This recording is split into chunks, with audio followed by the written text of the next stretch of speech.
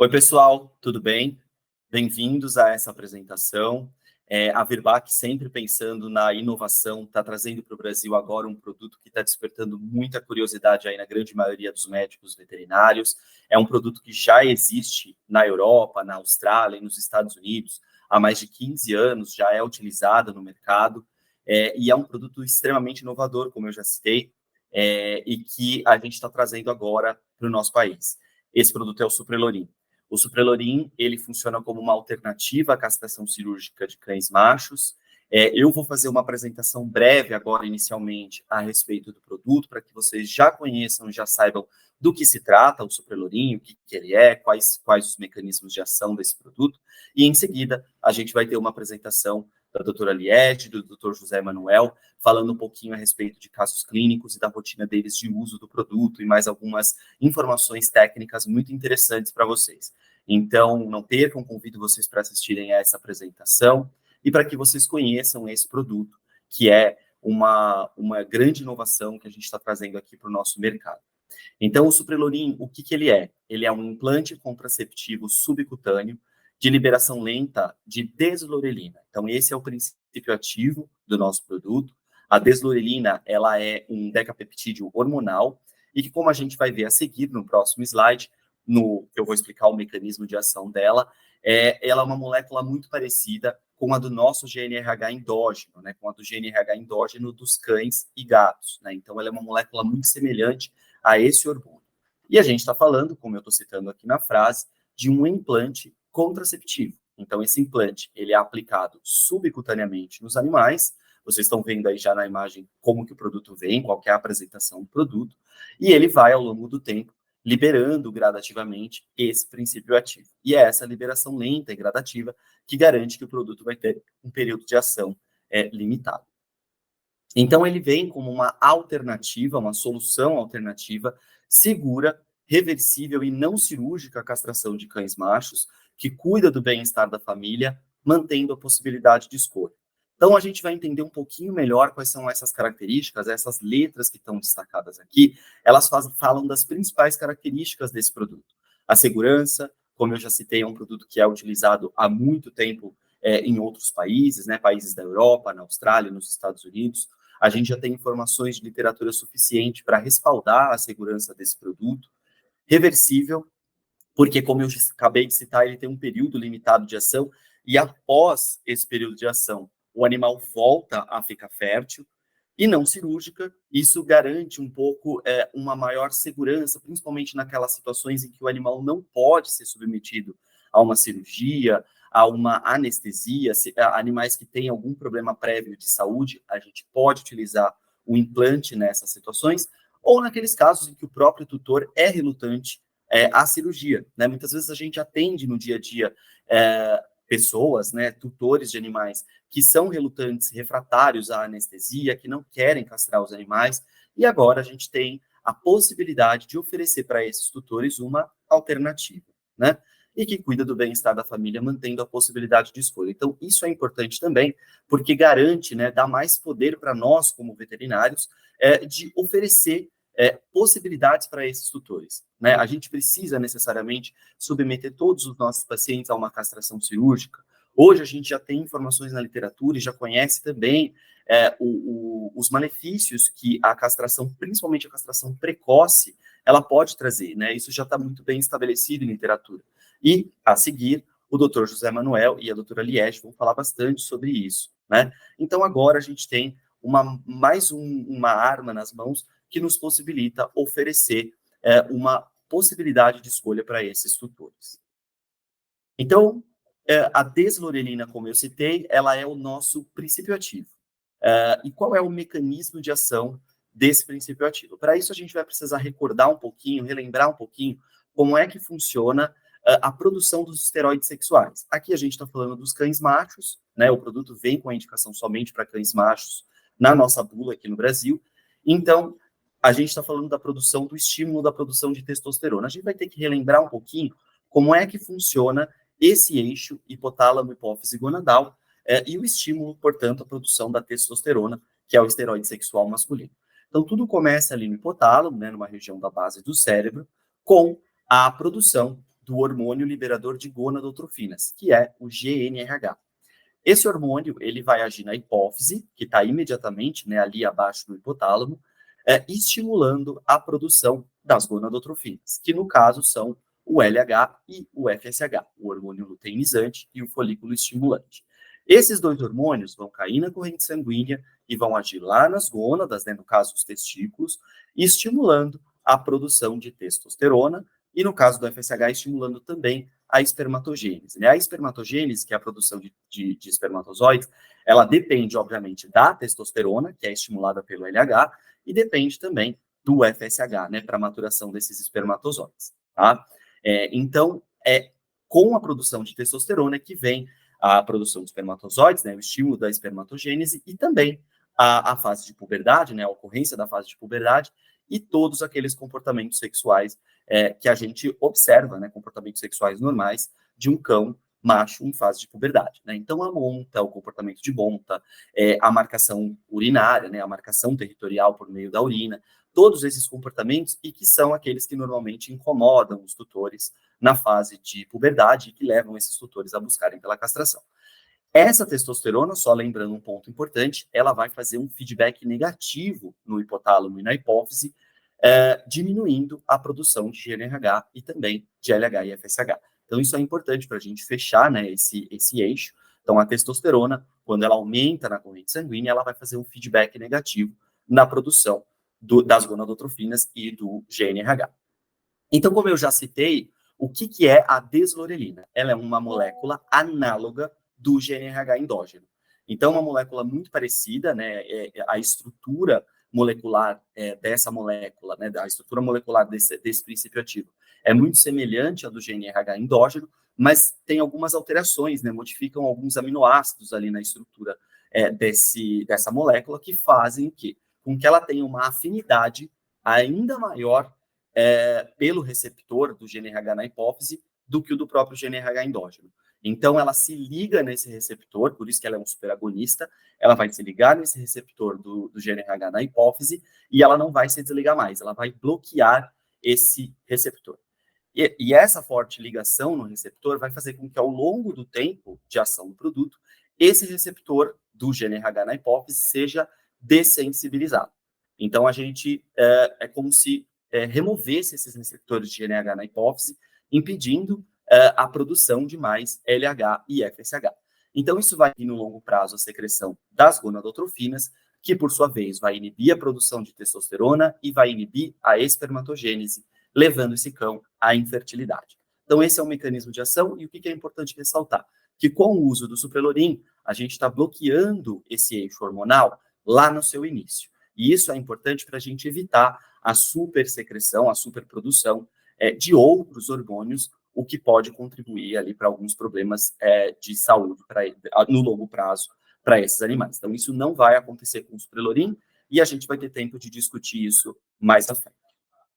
Quais são as propriedades do produto? O que a gente pode citar de informações importantes a respeito do produto? Bom, como eu já citei, ele é um implante subcutâneo.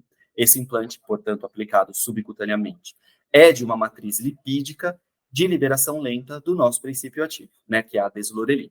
Então, é essa matriz lipídica que garante que o produto vai sendo liberado no subcutâneo ao longo deste período de ação, tá? E o que é importante ressaltar aqui também? Que esse implante ele vai ser completamente reabsorvido no subcutâneo do animal.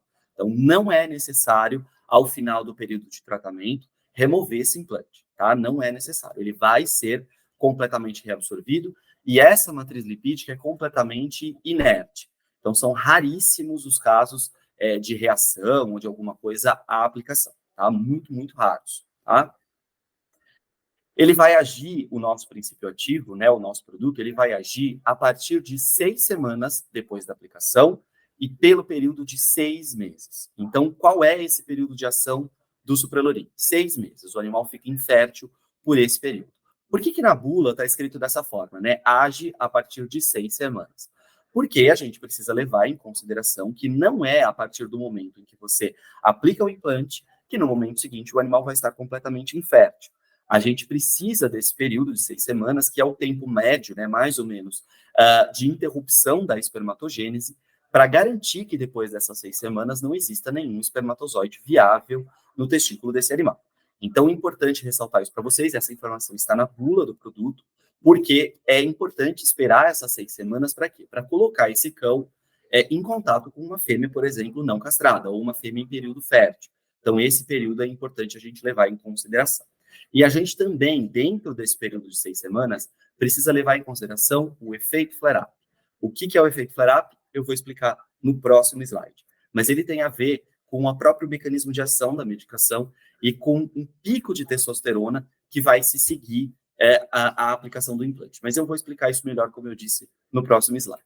Então, eu já citei também que o produto é extremamente seguro.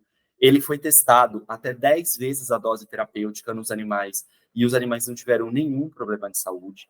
Ele é, inclusive, seguro para o fígado e para os rins. Então, mesmo em situações de animais que têm, como eu citei, doenças pré-existentes, animais nefropatas, hepatopatas e assim por diante, a gente pode utilizar o implante com segurança, tá? Ele não tem relatos de causar nenhuma outra doença e não tem grandes contraindicações em relação a doenças pré-existentes em que se pode ou não aplicar o implante. Então, ele é muito seguro. E a gente, como eu já citei, tem informações o suficiente na literatura a respeito do tempo de uso desse produto para garantir essa segurança. Então, se a gente buscar os estudos, e se vocês precisarem, a gente pode compartilhar esses estudos de segurança, vocês vão ver que o produto ele tem realmente muita segurança.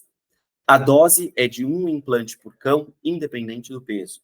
Então, mesmo em cães de pequeno porte, de médio ou de grande porte, a dose vai ser sempre de 1 implante por cão. Então, não é porque é um cão de grande porte que eu preciso aplicar mais de 1 implante. Isso não existe, tá? Quais são as informações que a gente vai encontrar na bula a respeito dessa questão do tamanho, né, do porte dos animais? Que em cães de pequeno porte, aqueles com menos de 10 quilos, a duração da infertilidade pode se prolongar para além de 6 meses. Então, a duração do implante que a gente garante é no mínimo 6 meses, mas em alguns casos a gente pode observar esse implante fazendo com que esse animal fique infértil por mais tempo, né? E a gente tem uma forma, né, da gente monitorar esses cães, que é por meio da dosagem sérica de testosterona, que eu já vou explicar melhor também, mas de qualquer maneira, é sempre importante a gente respeitar esses períodos de reaplicação, tá? Então, independente se dura mais ou menos, é importante respeitar os períodos de 6 meses de reaplicação, porque pode ser que o tutor esqueça, não leve o animal no tempo certo, que a gente perca o contato com o tutor, enfim. Então, para a gente poder garantir que esse animal vai estar sempre infértil, esse produto pode ser reaplicado a cada 6 meses. E, mais uma vez, com segurança. A gente também tem informações de reaplicações sequenciais em animais com muita segurança.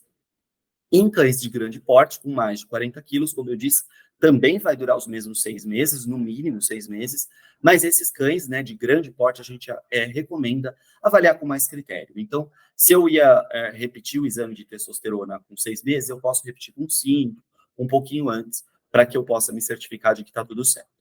E a região de eleição para a aplicação do implante é a região interescapular. Só para mostrar de novo para vocês como é que o produto é comercializado, ele vem nessa caixinha, cada caixinha vem com 2 implantes, e cada implante, obviamente, é individual. Então, cada implante vem dentro desse sachê que vocês estão vendo aqui, esse sachê é estéreo, e o implante ele já vem pré-carregado dentro dessa agulha, tá? Vocês estão vendo na imagem aqui embaixo, né, com esse fundo verde, é a agulha, e o que vocês estão vendo aqui na ponta da agulha é o implante, tá? Isso já foi pressionado o êmbolo, tá? Vocês não vão ver o implante na hora que abrir, mas é só para mostrar para vocês, porque ele já vem pré-carregado na agulha, tá? E junto, além dos 2 implantes na caixinha, vem esse dispositivo de aplicação que vocês estão vendo aqui, que é o êmbolo, né? Esse dispositivo de aplicação, ele é único para os 2 implantes, então não descarte, você vai guardar esse dispositivo porque você vai utilizar ele no próximo implante, tá? Então, como eu disse, eu vou explicar nesse slide o que é o tal do efeito flare-up. Lembra que eu citei para vocês que logo em seguida, né, nos momentos seguintes, nos dias ou nas horas que se seguem a aplicação do Suprelorin, a gente vai observar um pico de concentração sérica de testosterona. Ora, a testosterona ela tem que ser baixa, né, no animal que está castrado. Então, o produto, obviamente, o Suprelorin, ele vai levar essa testosterona para os níveis basais. Mas antes dessa testosterona ficar em níveis basais ao longo de todo o período de ação, a gente vai observar imediatamente após a aplicação esse pico de testosterona. tá? Então, o efeito flare-up é isso. Ele é definido como esse pico de testosterona que se segue à aplicação. E por que que isso acontece? Como eu disse, pelo mecanismo de ação da deslorelina. Lembra que o LH e o FSH, eles são secretados, armazenados, eles são produzidos, armazenados e secretados pelas células na hipófise, né? Pelas células específicas desses hormônios na hipófise, né? Imagina que o GNRH, que é produzido de maneira pulsátil, ele está ali sempre estimulando a produção de LH e FSH que estão sendo armazenados dentro dessa célula, né, na hipófise, que tem os receptores para o GNRH na sua superfície. E aí eu aplico a deslorelina, né, que, como eu já disse, ele tem uma ação superagonista do receptor. Então, o que ela vai fazer? Ela vai se ligar aos receptores do GNRH, e aí esse LH e FSH que estão pré-produzidos dentro da célula, eles vão ser liberados. Então, por isso que a gente observa um pico de testosterona que se segue à aplicação. Esse receptor, ele vai ser bloqueado, como eu já citei, a gente vai dessensibilizar ao longo do período de ação do produto esses receptores, então não vai haver mais a produção de LH e FSH. Mas naquele primeiro momento, eu vou ter uma liberação desses dois hormônios e, consequentemente, um pico de testosterona. Esse pico, pessoal, ele é descrito como acontecendo, como eu já citei, nas primeiras horas ou nos primeiros dias logo depois da aplicação. Mas existem relatos de alguns casos mais raros em que pode levar até 2 semanas, tá? E o que a gente pode observar nos cães machos nessa fase de flare-up? Alterações, principalmente, o que é mais relatado são alterações comportamentais. Então, imagina que deu um pico de testosterona, então a gente pode observar um aumento do interesse sexual, algumas alterações comportamentais, como um incremento da marcação urinária, mas, falando bem sinceramente para vocês, a gente não tem observado muito essas alterações na fase de flare-up. Mas é sempre importante comunicar aos tutores de que isso pode acontecer, principalmente nos primeiros dias, logo após a aplicação. E, muito raramente, dor testicular.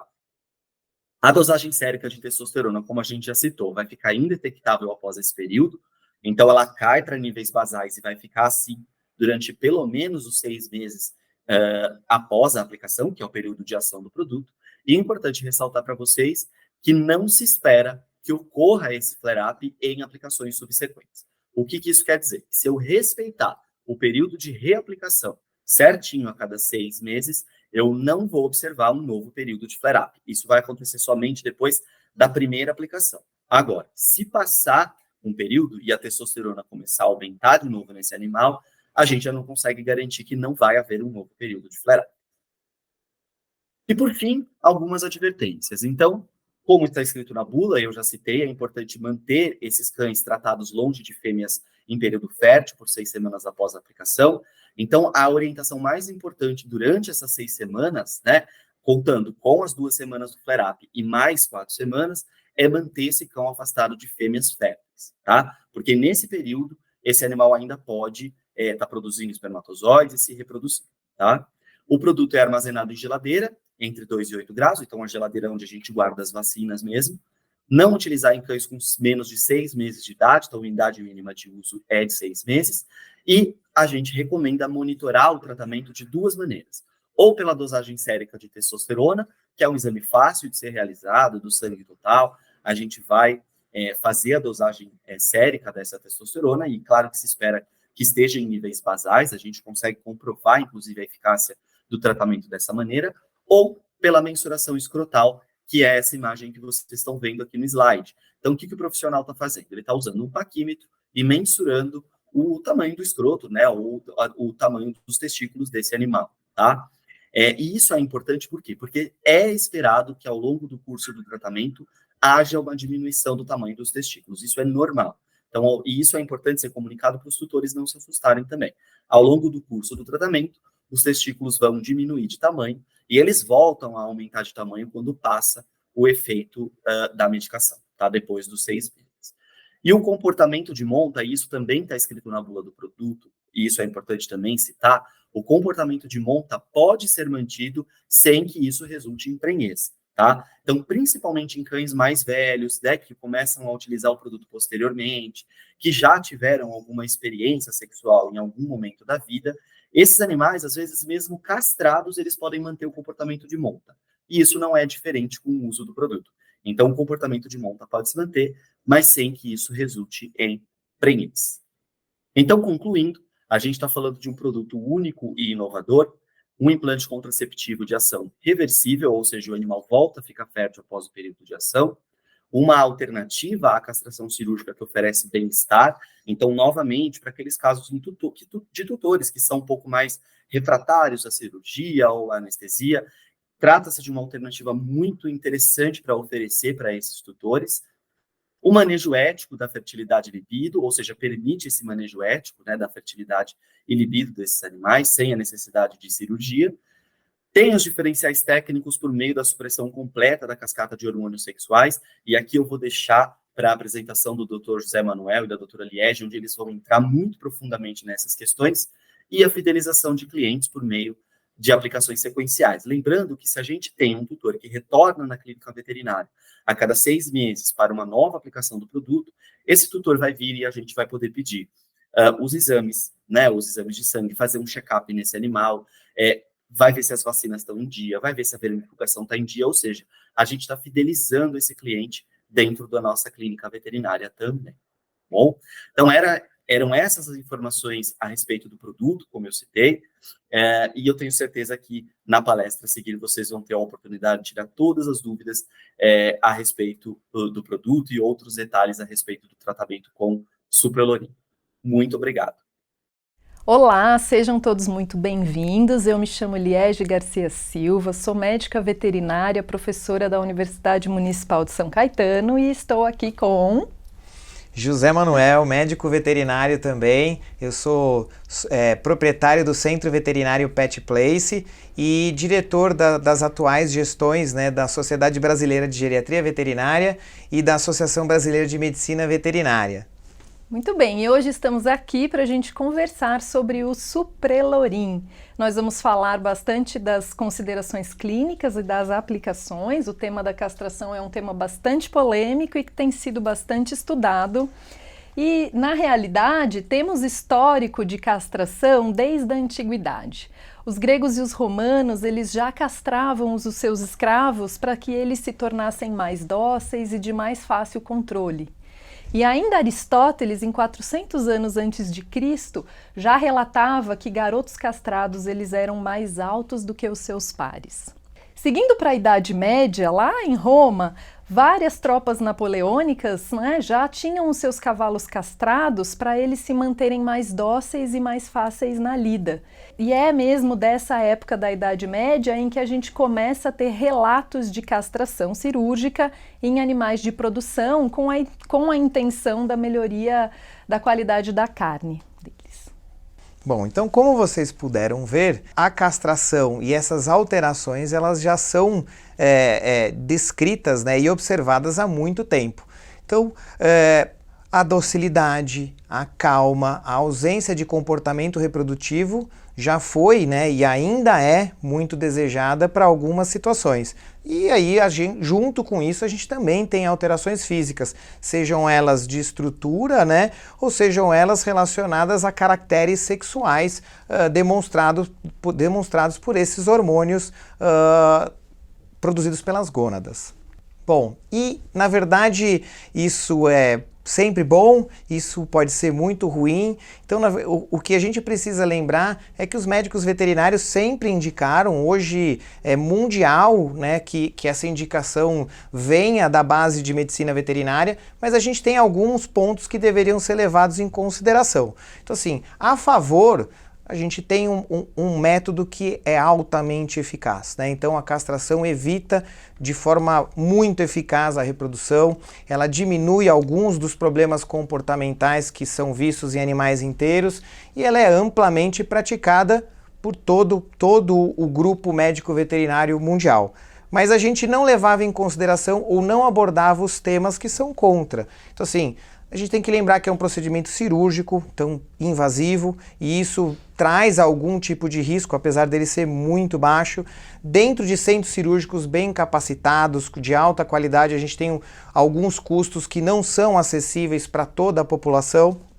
E, obviamente, a gente começou a perceber, depois de muitos anos, décadas, promovendo um enorme número de castrações, que a gente tinha um impacto aí hormonal, impacto na saúde de alguns desses animais, que é relevante, né? Então não só o ganho de peso, as alterações de metabolismo que são muito evidentes, mas a própria alteração metabólica, hormonal, vai trazer outros pontos que a gente vai, né, apontar aqui ao longo dessa aula. Então assim, hoje a gente não pode nem esquecer dessa parte da humanização, e nem vamos falar se isso é bom ou ruim, mas o fato é que muitas pessoas ainda veem, né, procedimentos cirúrgicos como cruéis ou que possam trazer algum tipo de alteração psicológica para os próprios familiares em observar essas alterações. Muito bem. A gonadectomia é o termo técnico que nós usamos para dizer quando a gente remove de maneira cirúrgica as gônadas, os testículos ou os ovários nas fêmeas. E hoje a gente sabe que existe uma série de consequências relacionadas a essa prática cirúrgica e há o aumento da incidência de diversas doenças. Hoje sabemos que uma boa parte deste aumento de incidência está relacionado ao que chamamos de concentração suprafisiológica do LH. Sendo que esse hormônio luteinizante, ele chega a aumentar em até 30 vezes em animais castrados. Sabemos também que existem receptores de LH em diversos tecidos, reprodutivos e não reprodutivos. Em alguns desses tecidos, a gente ainda nem sabe direito qual que é a função do LH. Imagina-se que esteja relacionado com uma possível ação mitogênica e vasculogênica através da mediação do óxido nítrico. Ainda, a gonadectomia, ela provoca um upregulation, ou seja, um aumento da expressão dos receptores de LH nesses tecidos. Sendo assim, já estão relacionados e amplamente estudados diversas doenças que podem ter a sua incidência aumentada com a castração, seja uma castração pediátrica, seja uma castração em um animal pós-púbere. E agora a gente vai abordar as principais destas doenças. Pensando na obesidade, o que nós sabemos? A gonadectomia é o fator individual de maior risco para a doença. A incidência em cães castrados chega até a 68%. E os animais, muito logo após a castração, eles já têm um aumento do apetite, uma diminuição da taxa metabólica. A diabetes mellitus também é uma doença importante em que cães castrados chegam a ter 2 vezes mais a incidência da doença. Mas a diabetes não está diretamente relacionada com a obesidade nos animais castrados. Pensando na incontinência urinária, essa é uma doença muito comum e que afeta muito as cadelas. E a incidência chega a ser até 40% em cadelas castradas, sendo cada vez mais grave conforme aumentamos o porte da fêmea. Então, as fêmeas de porte grande, a gigante, são as mais acometidas. Existem receptores de LH em células epiteliais e musculares de todo o aparelho urinário inferior. E a castração, ela aumenta a expressão gênica dos receptores de LH, tanto em machos quanto em fêmeas. Com a diminuição do LH plasmático na nossa forma de tratamento, a gente consegue restabelecer a continência destas fêmeas. E o tratamento com os agonistas de GnRH são bem estabelecidos, têm resultados excelentes, seja em uso exclusivo ou mesmo associado. Essa daqui é uma paciente, é o caso clínico de uma cadela da raça labrador, cor chocolate, ela tinha 7 anos e a queixa principal dela era mesmo a incontinência urinária moderada, que acontecia tanto em períodos de sono quanto em períodos de vigília. Há 6 anos essa fêmea se mostrava incontinente e há 6 anos ela era medicada com o hormônio estrógeno via oral. Essa fêmea foi castrada pré-púbere e como comorbidades à incontinência ela tinha obesidade e ruptura de ligamento cranial anterior bilateral. E então nós fizemos a aplicação do Suprelorin, isso foi em julho de 2023, esse vídeo mostra para nós a aplicação sendo feita. Vejam que é uma aplicação subcutânea, ela é bastante simples de ser feita. é feita em ambiente ambulatorial, não precisa sedar, anestesiar o paciente, ela é bastante rápida, a fêmea, e após a introdução do implante, vejam, a fêmea está bem, está feliz, nem chorou.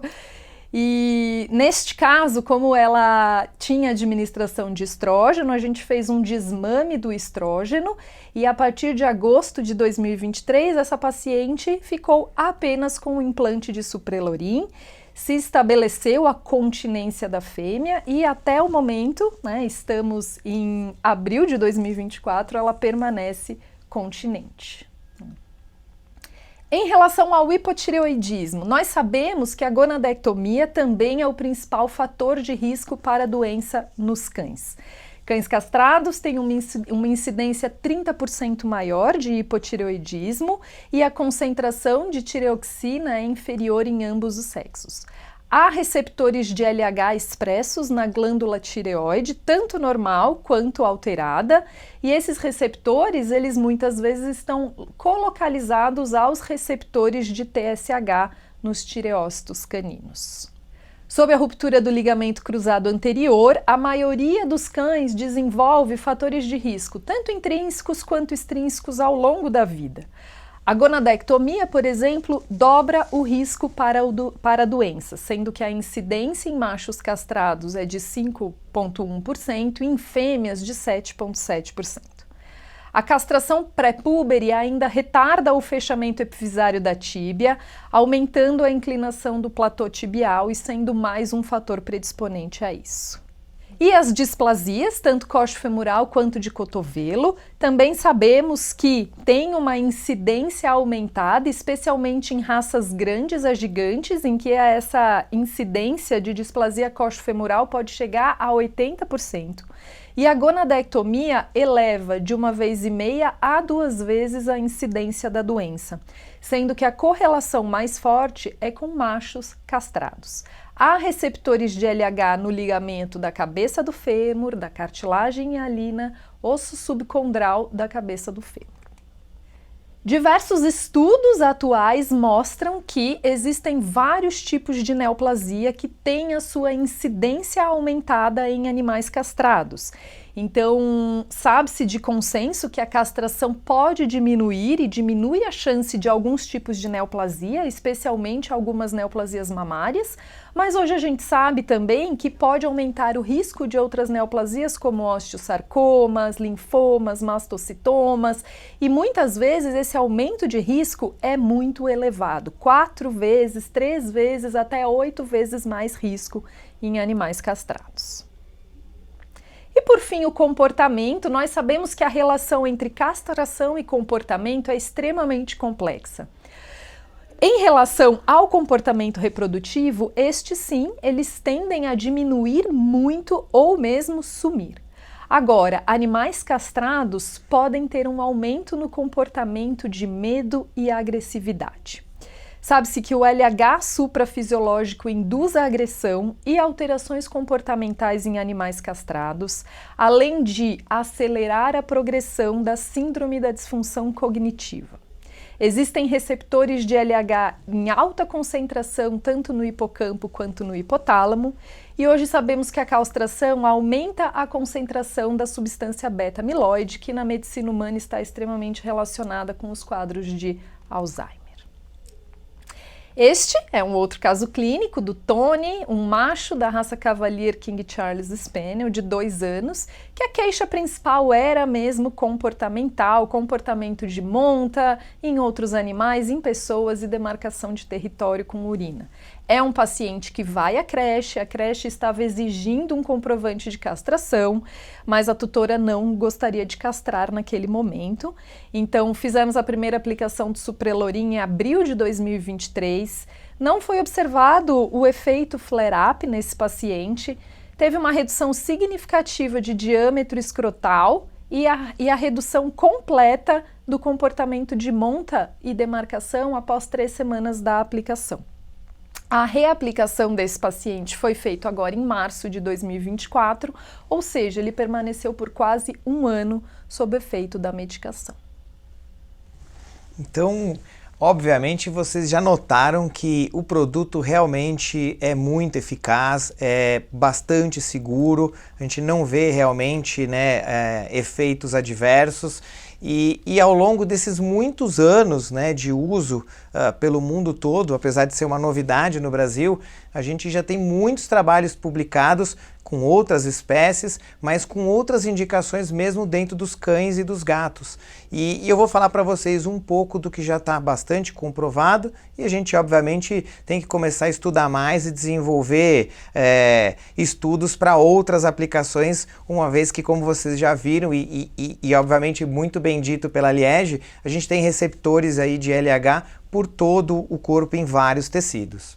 Então, assim, o que a gente já pode notar? Que a gente tem uma redução importante dos hormônios sexuais e, apesar do produto ter sido criado para machos, e a bula que a gente tem disponível no Brasil é para cães machos, a gente já tem esse produto, né, com eficácia e segurança demonstrada em cães e cadelas e em gatos e em gatas. Então eu vou começar falando para vocês do que realmente a gente já usa e percebe resultados muito significativos e rapidamente, que são nos machos, que é o que o produto foi criado, para o que o produto foi criado. Então, quem nunca, né, já não se deparou com adenomas hepatoides, né? Eu trabalho bastante com cães geriatras e, na verdade, essas formações perianais, elas são frequentes, né, na geriatria veterinária. E a gente já sabe, e já há bastante tempo, que existe um envolvimento importante com a testosterona, né? Então, sabe-se também já de muito tempo que a castração faz um papel importante no tratamento desse tipo de neoplasia. Então, os adenomas hepatoides, apesar de serem lesões que a gente pode chamar de benignas ou menos agressivas, elas efetivamente estão numa localização bastante ruim e onde muitas vezes os cirurgiões têm trabalho redobrado e tem que ter muito cuidado por conta da delicadeza da região. A castração, né, já feita há algum tempo, ela serve para reduzir essas formações. A castração muitas vezes em alguns animais faz com que essas formações desapareçam, mas em alguns animais isso é menos eficaz e, obviamente, na dificuldade do diagnóstico de uma lesão mais benigna ou menos benigna e as lesões malignas, elas respondem menos à redução de testosterona sanguínea, a gente pode usar de outras terapêuticas, né, de outras artimanhas para tentar fazer com que a gente tenha bons resultados. E o Suprelorin, né, a deslorelina, já está comprovada como remédio, né, de uso bastante eficaz nesse sentido. Então, seja com uma castração química, que é o caso da deslorelina, temporária e reversível, ou seja com a castração cirúrgica, que era o que era promovido, pelo menos no Brasil até hoje, a gente reduz de forma idêntica à testosterona sanguínea, e os animais que têm resposta a esse tipo de cirurgia, eles vão ter diminuição importante e até o desaparecimento desses adenomas hepatoides. Então, é muito interessante a gente abordar dessa forma, porque alguns desses animais são muito velhos e às vezes não têm condições cirúrgicas, ou os responsáveis, os familiares desses animais têm medo de cirurgia. Então a gente pode começar com essa terapêutica de forma, como vocês viram, muito simples, né, de formas que a gente não envolve cirurgias mutilantes ou medo de anestesia, e aí, obviamente, conforme o resultado vai aparecendo, fica mais fácil de depois conversar, e a gente tem mais tempo para conversar com esses familiares sobre, aí sim, ou depois a castração, ou com a manutenção da deslorelina, né, do Suprelorin, e aí, se necessário ou não, com a remoção desses tumores. Outra coisa que é muito importante a gente lembrar são que a gente tem outros problemas também relacionados com a não castração dos nossos pacientes. Então, cães mais velhos têm bastante problema prostático se não forem castrados. Como vocês estão vendo aí na imagem, 50% dos casos de alterações prostáticas são de hiperplasia prostática benigna. E a hiperplasia prostática benigna, se não tratada, né, se não vista pelos médicos veterinários e dado uma continuidade para tentar evitar que esse problema se desenvolva, ele vai levar a hipertrofias, hiperplasias, induções de prostatite, cistos paraprostáticos, abscessos e, com isso, muitos problemas no aparelho genitorinário, certo? Então, é muito importante que a gente escolha a terapêutica adequada e até então falava-se na redução da testosterona sanguínea, já que esse tecido é altamente, responde de forma muito evidente à diminuição da testosterona, falasse da castração. A castração era até então, e a gente espera mudar um pouco desses conceitos, mas era até então a indicação melhor que a gente tinha para resolver de forma definitiva.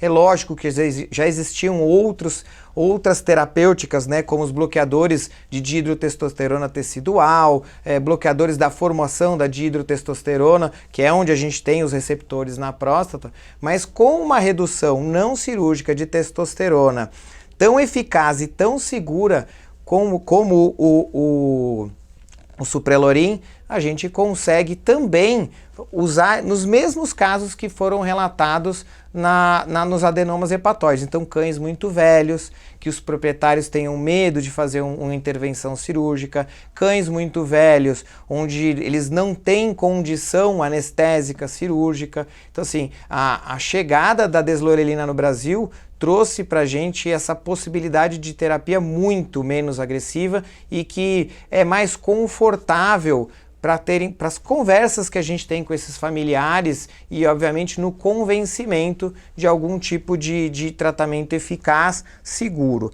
Lembrem-se que esses problemas eles vão ter que ser tratados dali para frente, e a deslorelina é um tratamento que é temporário, então ela teria que provavelmente ser reaplicada outras vezes, e além disso, os proprietários podem em algum momento decidir por fazer a castração, mesmo se ele em algum momento também tiver condição cirúrgica. É muito importante também, e na verdade isso deve ser sempre lembrado, que nos casos mais graves, dessas doenças prostáticas, onde a gente já tem uma sintomatologia evidente, de alterações urinárias, de constipação, de animais que já estejam fazendo infecções do trato urinário, onde essa próstata já está muito aumentada, ela está muito feia do ponto de vista ultrassonográfico, que a gente lembre do flare-up que já foi dito. Então, o flare-up, onde a gente tem um aumento inicial desses hormônios antes de fazer o down regulation, que é a diminuição desse hormônio, nesse caso da testosterona, que a gente faça talvez um bloqueio da dihidrotestosterona na próstata. Então, o uso desses bloqueadores androgênicos concomitante com a aplicação da deslorelina, nesses casos fica bastante indicado para que a gente não tenha uma piora dessa sintomatologia e esse animal possa fazer algum tipo de emergência urinária. Mas, obviamente, feito isso por um tempo e essa testosterona chegando no momento onde ela fica quase zero, como se fosse um animal castrado, a gente já pode remover esses bloqueadores e dar sequência, seja com a deslorelina dali para frente, ou seja, depois praticando a castração cirúrgica mais para frente. Bom, mas existem muitas outras coisas e existem outras indicações, Eu trouxe para vocês alguns trabalhos publicados que falam do efeito, inclusive, contrário da deslorelina, então do Suprelorin, Então, mais uma vez, ela foi trazida, ela foi criada para fazer uma castração temporária e reversível em machos. A gente descobriu que isso funciona muito bem em fêmeas, mas devido ao flare-up, então devido a esse início importante de aumento de hormônios, ela foi testada, como também em muitas outras espécies, para tentar fazer o ciclo reprodutivo também. Então hoje a gente tem alguns trabalhos que demonstram que a indução de cio com a deslorelina, dependendo obviamente do momento do ciclo estral que essa cadela estiver, ela é bastante eficaz e muito marcada, com trabalhos demonstrando que isso é muito evidente, os dias que a gente vai ter o cio.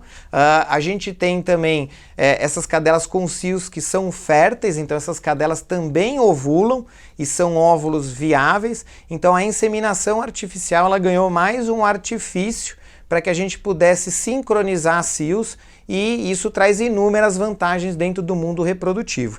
Eu trouxe um outro trabalho mostrando a mesma coisa, Esses dois primeiros trabalhos eles são do Emmanuel Fontaine, é uma pessoa que trabalha com reprodução há muito tempo, E aqui vocês estão vendo números que são muito interessantes, né? Então a gente tem a indução do cio numa média aí de 4, 5 dias, a gente tem uma ovulação perto de 9, 10 dias, e aí o que é mais legal é que a gente tem esses cios e depois essa gestação dada com estatística muito parecida, como se fosse uma inseminação natural. Então a gente consegue resultados muito próximos do que seria um cio normal que não tivesse sido induzido, né? Então no próximo trabalho vocês vão ver, inclusive, que a deslorelina acabou, na conclusão desse trabalho, sendo indicada, então, não só como está na bula, para uma castração, né,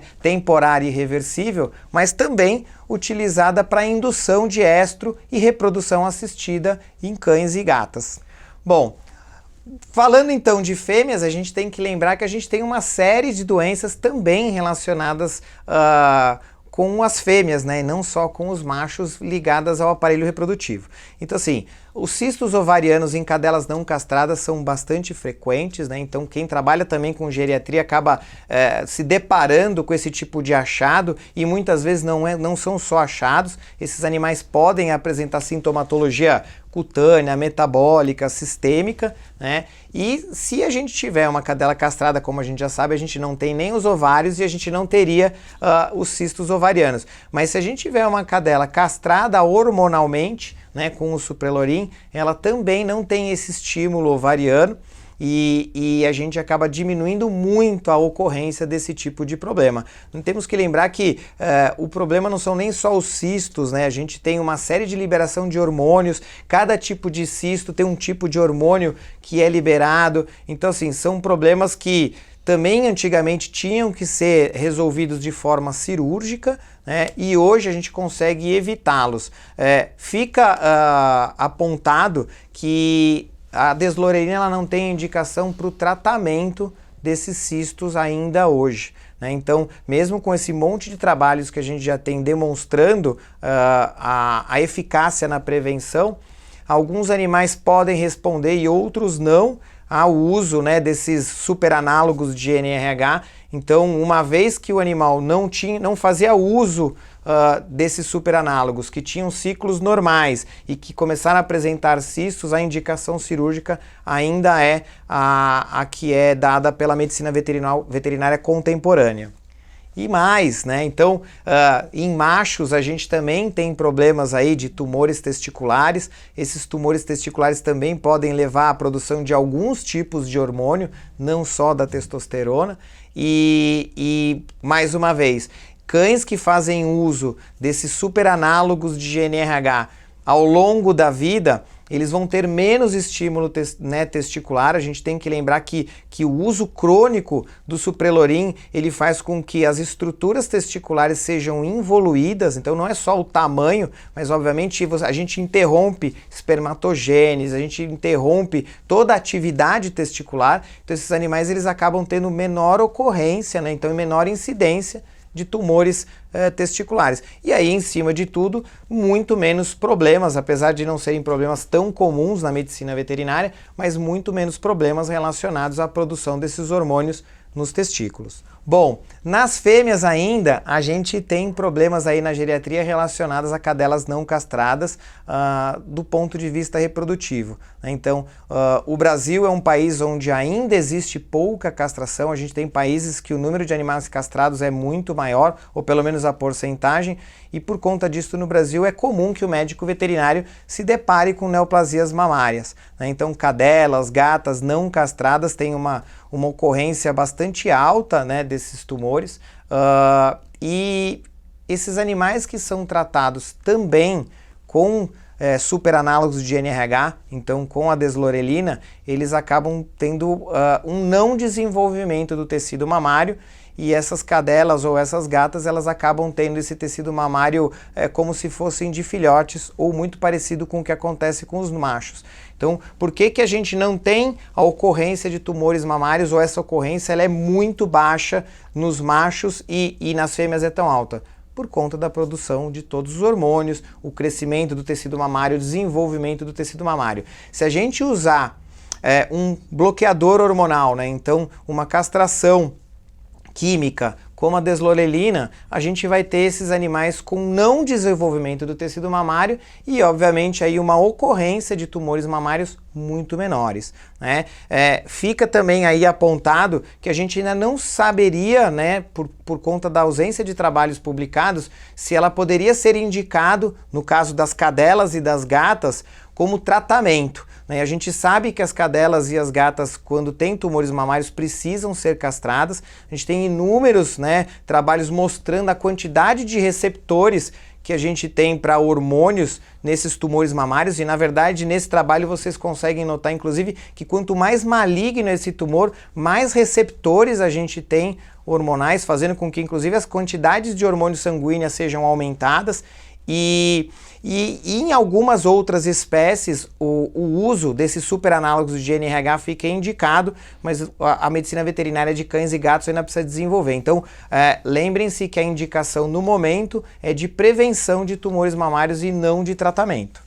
Além disso, temos aí outras modalidades, né, veterinárias, né, então dentro de outras especialidades já tendo resultados bastante favoráveis a esse uso de superanálogos de NRH. Então, o Suprelorin já está indicado, né, para animais com alopecia X. Ainda hoje é uma doença bastante desafiadora dentro da dermatologia, né, de cães. E alguns trabalhos já mostram sinais aí de algum caminho que a gente possa tomar com resultados favoráveis. Então, assim, em cães machos, né, principalmente da raça Spitz, mas a gente tem outras raças que podem ser acometidas também com esse tipo de doença, né, com esse tipo de alopecia. Mas em cães machos, a castração já era indicada e a castração temporária e reversível com o Suprelorin continua sendo indicado. O resultado nesse grupo de animais é muito interessante, é bastante alto e melhor às vezes que outros tratamentos já preconizados, mas nos outros grupos, então em cães castrados, em cadelas inteiras ou cadelas castradas, a gente também nota resultados. A gente não sabe se o uso crônico por muito tempo, então ainda temos aí poucos trabalhos com o uso desse tipo de tratamento de bloquear hormônios dado por mais tempo para ver se isso traria algum benefício, mas uma pequena porcentagem desses outros grupos também mostra sinais interessantes de melhora do quadro e a gente acaba tendo um uso muito grande mundial e obviamente agora aqui no Brasil com esse tratamento na alopecia X propriamente dita. Tem mais? Gente, tem muito mais. A gente, infelizmente, tem pouco tempo. Eu vou falar brevemente da adrenal, né? A adrenal também, para os endocrinologistas, para os dermatologistas, é uma glândula bastante estudada, mas ainda pouco conhecida, né? Então, as alterações de córtex da adrenal, seja de mineralocorticoides, glicocorticoides, hormônios sexuais, porque lembrem-se, a córtex da adrenal também produz hormônios sexuais, elas são bastante desafiadoras. A gente tem tratamentos específicos, cirurgias, né, de adrenal, e a deslorelina, ela entra aqui num campo onde a gente consegue bloquear, então assim, a gente consegue diminuir o LH, o FSH, e principalmente o LH, que tem muitos receptores no córtex da adrenal, talvez tenha algum benefício. Mais uma vez, algumas espécies isso já está muito demonstrado, então em seres humanos, em ratos, em ferretes, o uso da deslorelina de forma crônica e precoce, ela evita o processo e a evolução da tumorogênese em glândulas adrenais. E com isso a gente espera que num futuro próximo a gente consiga inclusive encontrar outros métodos e outras terapêuticas que deem uma boa resolução clínica para esses problemas tão desafiadores. Muito bem, deu para entender, né, que o Suprelorin, essa medicação que chegou agora para nós, assim, ela pode ser usada de muitas maneiras diferentes, com muita aplicação e muita ciência por trás dela. Aqui a gente está falando de medicina baseada em evidências. É um produto já testado e usado em outros países há mais de década. É um diferencial muito grande para o médico veterinário, porque nós podemos agora dar a opção ao nosso cliente. e tem a vantagem de ser reversível. Então, essa vantagem, ela é extremamente importante para aqueles clientes, para aqueles tutores que eles ainda não têm certeza se eles querem ou não tomar a decisão, se a gente está ponderando para o estilo de vida daquele nosso paciente, daquele pet, se a melhor estratégia seria uma estratégia definitiva como uma castração cirúrgica. Né? Além disso, é um produto e é uma empresa que respeita os valores pessoais e profissionais, né? Então é um produto muito seguro, nós temos ausência de riscos anestésicos e cirúrgicos, porque a gente faz uma aplicação ambulatorial com o animal ali em estação, sem sedação, sem anestesia. É um produto extremamente ético, que respeita a fisiologia e a integridade do animal. E é um produto também que leva em consideração toda a necessidade emocional, dando ao nosso tutor a opção de escolha e de reversão. Então, eu e José Manuel, nós agradecemos muito a atenção de vocês, espero que vocês tenham gostado e aprendido bastante. É isso, pessoal. Usamos, recomendamos e espero que vocês também tenham boas experiências como nós. Exato. Obrigada. Até logo.